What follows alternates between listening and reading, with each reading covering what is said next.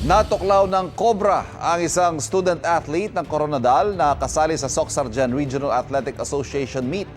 Ayon sa kasama ng estudyante, nangyari ang insidente sa tinutuluyang quarters ng babaeng atleta sa isang eskwelahan sa bayan ng President Quirino.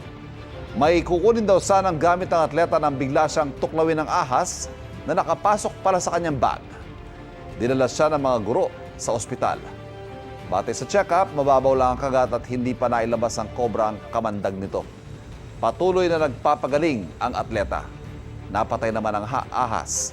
Hindi nakadalaw sa opening ceremony ng Socsargen Regional Athletic Association meet ang atleta. Gayunman, mari daw siyang makasali sa kompetisyon sa mga susunod na araw.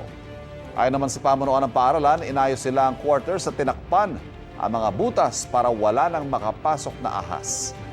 Tiniyak naman ng LGU ng Coronadal na sasagutin ito ang gastos ng atleta sa pagpapagamot.